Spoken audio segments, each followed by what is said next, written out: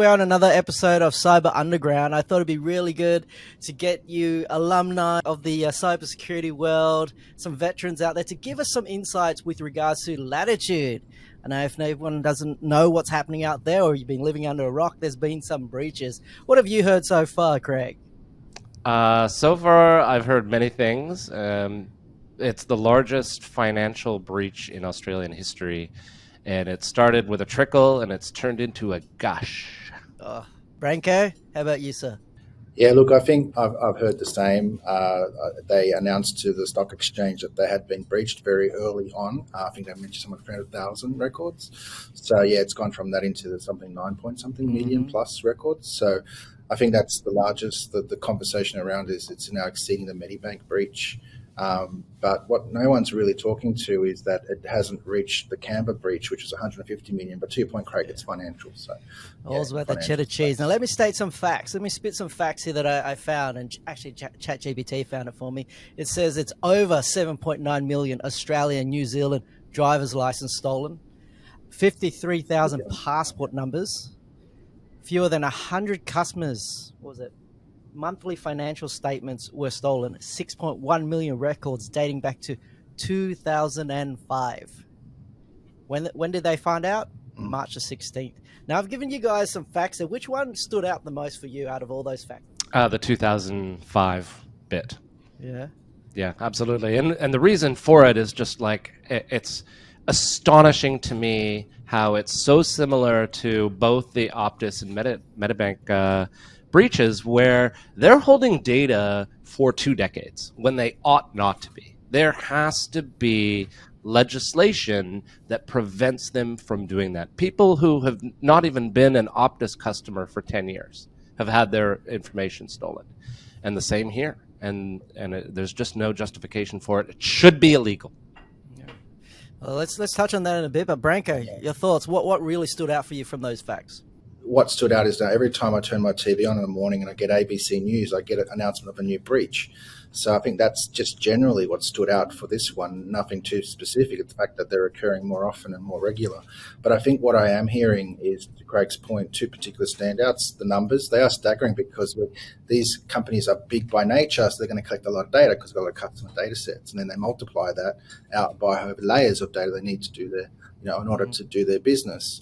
And that's a lot of talk around that. So the key areas I've heard kind of mentioned is, yes, data retention, Privacy Act to be changed to kind of accommodate why we're keeping that much data on. But also the actual identity verification process needs to change. That's been a call out by some of the, security industry experts. And the third thing I think that calls out for me, a very common theme here is supply chain risk. Right. So again, it's a third party somewhat that's led to the breach. I don't know the specifics. I'm not going to comment on the third party, but it has been reported that there is a third party involved, and they've also made a public statement around that breach as well. You mentioned, every time I open ABC News in the morning, I receive a new breach. As a security vendor for a long time, I used to play a game, and this is a long time ago. I used to walk into a customer site and say, "Who got breached this week?" I have long since stopped playing that game because, one, it's just an avalanche continuously, and it doesn't know any favors. Everybody knows that everyone's breached. Right. Can I ask? Okay, so now we talk about the cost of securing things and the risk, and now we're trying to unravel stuff that we've sort of put away in an archaic way. And when I talk about the backups, the data, and it's sitting there still being able to be seen, do you find that a problem? It shouldn't be like encrypted to some degree, so even if you get in, something should have happened. I mean, totally.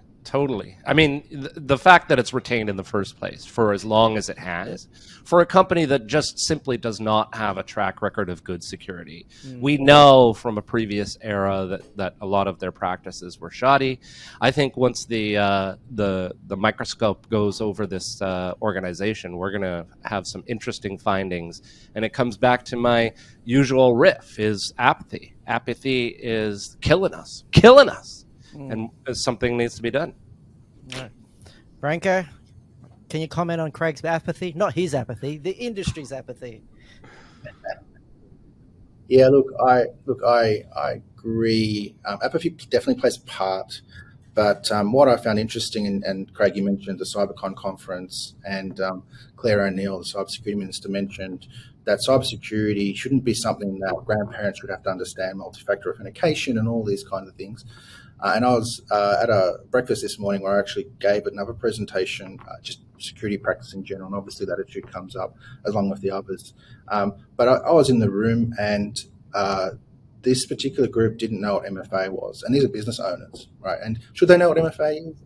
I don't know, And I think that what the whole premise of it was an industry forum, industry association. I won't mention the name, protect the innocent, but it was kind of like a case of, wow, what are we doing as security industry? We get it, we understand it, we live it, so we know all of these terms and terminology. But I had to go through the basics of what MFA is. Which has always been kind of a difficult adoption because it's seen as archaic. It destroys the customer experience, all those sort of things. But I would have thought today, with the advent of everybody using, whether they're using Gmail or Google Gmail or Office or any one of those that have Office productivity tool sets, that's not the first thing that comes up to them saying, "Hey, have you set up your MFA yet?" So even we need to get better also at kind of prompting that and improving that experience. I know there's a lot of talk about, passwordless security and things like that. But, circling back to the apathy comment, I think businesses really, they have a lot of competing priorities. And I think they see IT as, yes, it's an enabler and they move quick to market. And they're probably, security is always one that's following up behind and having that sort of, hey, we're here too, puppy, sort of following the IT transformation project and saying, hey, do something about cybersecurity. But I think the issue we're having is, it comes back to proving to the board of directors to say, what value is having cybersecurity bring to my organization? They certainly know now what the value is, don't they? Exactly. These breaches have done, if anything, I say they've brought tremendous awareness holistically across the whole of Australia and into I don't believe it. We're not seeing I don't believe it. We had Medibank, we had Optus, we've had all manner of large, very public, embarrassing breaches. When does the dam burst? When do people learn? And I asked that question in 2015. I asked that question in 2010. When is it going to, remedy? When is the magic going to happen? And it never does. And I pin it. I think it's you're right. I mean, the lingo of IT associated with the lingo of security is a definite problem, but it's not something that's easily evaded, right? I think it's incumbent upon business owners to be forced to that conversation and have that conversation and make some effort to understand what is being said in that conversation. And I'll go one step further, is if there were jail penalties for this type of apathy, if executives started to do time, they would change their tune overnight. I'll tell you that much. And forget about financial penalties, because they can write that off as a cost of doing business. Start sending people to jail. They should do that. Controversial, Craig. Is it though? After 13 years of breaches out there in the scale that where real people, regular everyday working people are impacted? Absolutely. I wanted to say this before we go back to Latitude, and it's an opinion and a statement at the same time. Have we failed as an industry to educate people? And I say this because a person on TikTok can get 11 million views by making a funny video, and we can't teach business people about MFA.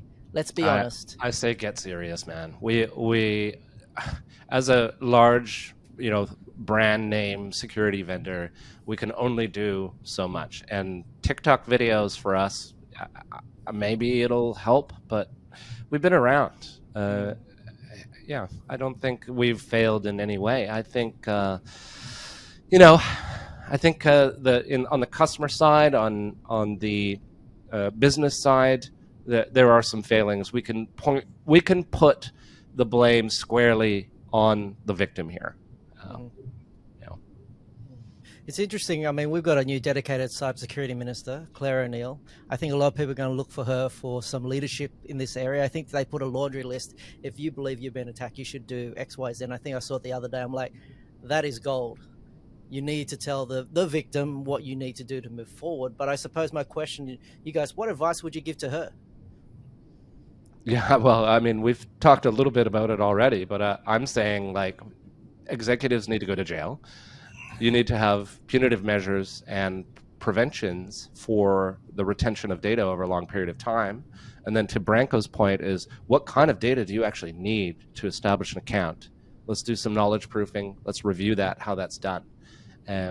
Like in the Optus breach, it was the same thing. People's passports were stolen in the Optus breach. There's no reason for Optus to have a passport. Anyway, lots of citations there. But I think that's where I'd start with Claire. I think her cybersecurity vision for 2030 is a little bit aspirational, but at least they're asking for feedback, so we'll see what amounts there. All right. Over to you, Branko? sir. Yeah, look, I think she's biting off a big area. Like to Craig's point, we've been doing this like long years, 10 years, and the messaging was still like almost like it's day one, do these things. Talking about bake security in was the key concept that was said, 20 years ago. They're still saying bake security in, and I don't think we're even doing that effectively yet. Look, I don't know how much advice I could give her because I think in general, government is generally reactive, and that's why we have these, the strategy and so forth. How do we legislate and manage things that have occurred? So I don't think she's thinking about the roadmap and future. Government doesn't do that. It's not in her remit, and how do we address this problem more holistically? But I think that what she is doing with a measured approach to create awareness in the industry, I think she'd be a great advocate. I think she needs to work with industry to maybe temper, her communications when breaches do come out, how they affect individuals. She's a good mouthpiece. I mean, one of the things you mentioned, Tony, about, and Craig said this rightly, is how you do respond. So a lot of the chatter around the Latitude is, I've heard about it from the media and I haven't got an email yet. So, Latitude's fighting a lot of battles and a lot of fires. How do I get before them in front of the media foot? How do I get informed these customers? But if they get that all lined up correctly, the customers are more forgiving and the brand is less damaged, and there's, the rehabilitation towards back to what you had in the past is the path is a lot smoother. Awesome. Last comments, team, before we close it up with regards to Latitude? I'm angry. I'm super angry. Yeah. It's come to a head in my opinion. Right. Something needs to change. Yeah. And that has come from government, one assumes. Yeah. Right. Branko, last word, sir? Well, look, I think to my point earlier about, you're only as angry as much as you're impacted. Right, and that's so the population split. So I think half of this nation, because 9.8, 20 million is roughly about the same. I think half of us are on the like, oh yeah, another hack, it's going to pass in the wind. Oh, I had the Optus thing, yeah, that was a problem. But when everyone, I think I've had someone in the office say, I've now got a letter from every one of them, right? So I think the those particular people, they'd be on a scale, if you're looking at that pain metric, they're probably around a 9 or 10. But others will be like, it's just life carries on and those practices won't change. So I think maybe this is the start of, more widespread hacks that will happen. We're kind of agreeing to that more of those will come out, which means more of the population will be touched by those hacks. And I think then at that point, so I think if you put 2 or 3 more of these breaches that come up, I think, Craig's not going to be just saying he's going to be furious and off the charts and be throwing things around the room. So I think, once those things come to head, then we will have serious change, I guarantee. Well, thank you so much for your time, team. Branko and Craig, it's been enlightening. I'll get you guys on to talk about some more, maybe an update in 4 weeks and see how we landed, shall we? Absolutely. Yes. Maybe we'll play Craig's game. Who's going to be breached next? And then maybe we can see Perfect. right. Perfect. Thank you, too. Thanks, Franklin.